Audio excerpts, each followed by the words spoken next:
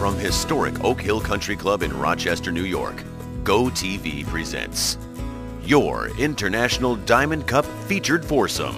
There has been plenty of history here on Oak Hill Country Club. Will there be more made today here at the International Diamond Cup? We are happy to be a part of it. Dave Benz alongside Chris Walkie. And Chris, today our featured foursome hole is the beautiful par 3 15th. I say beautiful because aesthetically it's very pleasing, but don't let that fool you. It is one tough golf hole. It's a very tough golf hole. It's only 150 yards, kind of down a slight hill.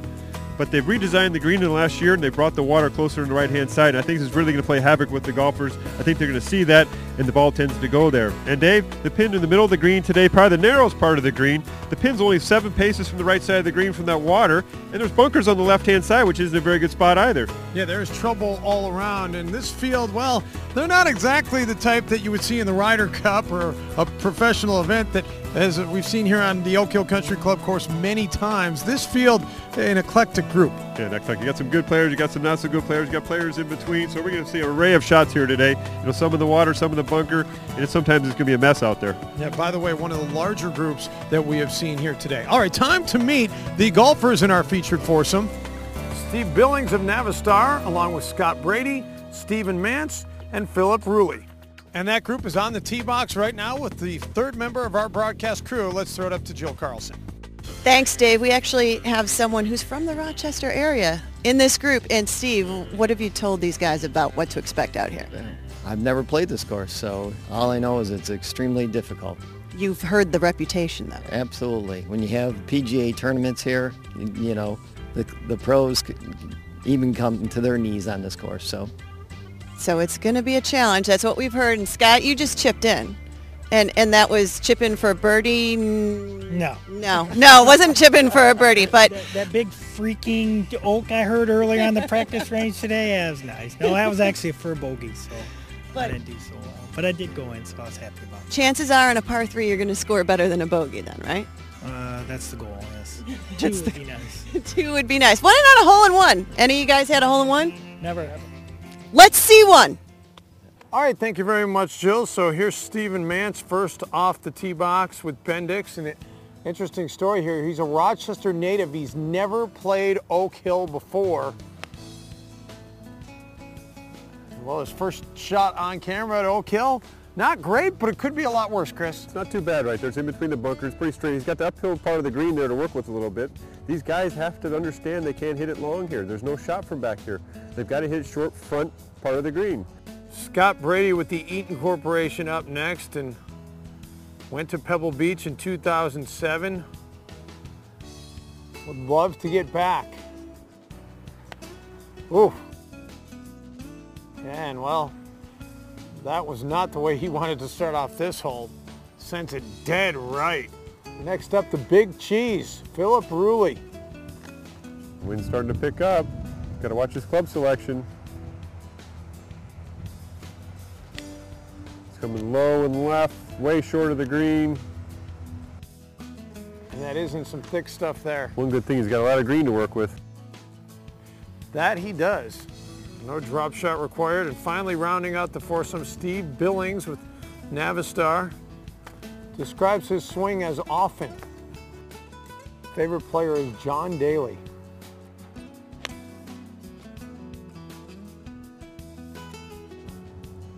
He's watching it.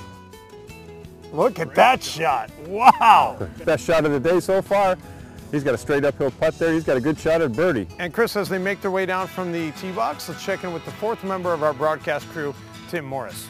Thank you, Dave. I'm here with the RVPs, Chris Randall and Phil Rulli. A great day of golf. And Chris, I mean, the Diamond Cup year after year, it just keeps getting better and better. I know it's a special occasion for you. Absolutely. We look forward to it every year. The customers look forward to it. And our folks had a great day today. It was outstanding. The best just keeps getting better and better. Phil, what is it about golf that you get people together and it's just a great time to do business and build relationships? It's one of the only events where you can actually get a customer aside away from the office for 4 or 5 hours, get them to relax, enjoy themselves, build a lot of rapport, both customers and prospective customers. So we enjoy it. It's become a landmark event for our company, and the folks that enjoy it every year after year, and today was just incredible. Plus, when you all get together and everyone in your group hits terrible golf shots, there's a bonding experience going on there, right? Absolutely, absolutely. You didn't do that today, right? Yeah, right. Yeah, it's a tough game, a humbling game, but it's just a terrific day, and I know these guys share that sentiment as well. So, Dave, we'll throw it back to you out at 15. All right, thank you, Tim. While we're away, a flurry of activity. Let's begin with what happened for Scott Brady. All kinds of trouble off the tee box. His second shot into the water. His drop shot comes up and just goes over the green. And meantime, Philip Rulli, some troubles of his own. His tee shot was short. His second shot also short. His third shot actually goes up and over the green. And finally, the Rochester native, Stephen Mance, his second shot just barely does come up onto the fringe.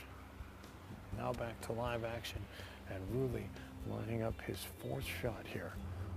He's got a pretty straightforward chip there, Dave. Just a little left or right. He actually bladed that one. I think this is going to work, though, unless he tried to play it that way. Slow down, ball. Now, Scott, if he can chip this into that hill there, he can hit a pretty good shot here. This is his fifth shot. He's used that hill as a break. I don't hit it too hard. I think that's in the water.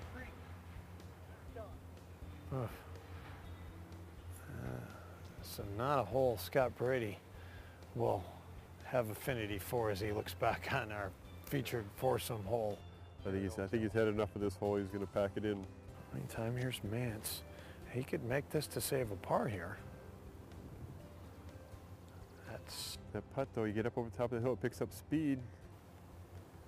Boy, if he had had the line, it probably would have gone in because it was the right speed coming towards the hole. But as you mentioned, picks up that speed going back over it. And now he's going to have a lot of work left for a bogey. And as these gentlemen line up their remaining putts, let's get it real quick over to Tim Morris.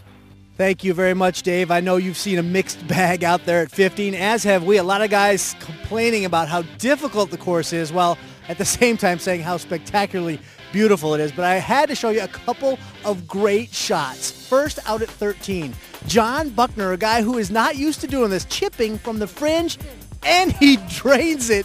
John Buckner with the highlight of the day for him. He was thrilled about it. But maybe the best shot of the day, Richard Goforth at 18, the famous 18th hole from about 100 yards. Watch this. He hits the pin. It actually dings the pin, ends up a few feet away. What a highlight for Richard. What a day we have had out here, good and bad, but I wanted to share those with you before I throw it back out to you at 15. Dave? All right, thank you, Tim. Back to Philip Rulli now and lining up this attempt for double bogey. Doesn't appear to have a lot of break, Chris. That's pretty straightforward putt up the hill, break slightly right to left, not very much, probably right edge putt. Yeah, I pulled that one. Just never got it on line. So he'll have that left for a 7. Meantime, this entire time, Steve Billings has had to sit there and wait to line up his birdie attempt. He's had an awful long time to think about this putt.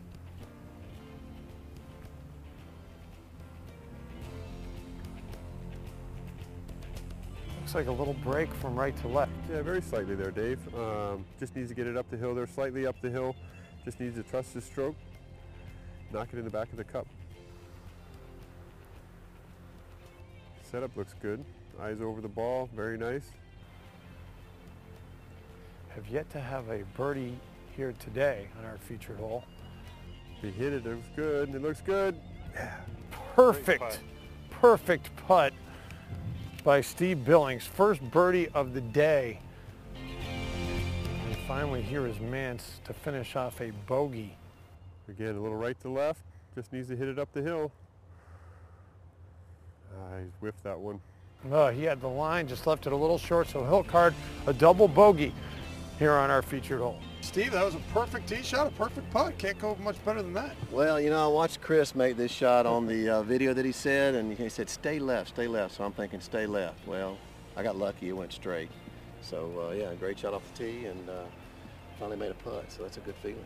And the rest of the group, not so good, so, you know, you're showing them how it's done. Well, I've got some players, so we'll let them get warmed up, and we'll get after it. All right, enjoy the rest of your round. Great. Thank you. Appreciate it.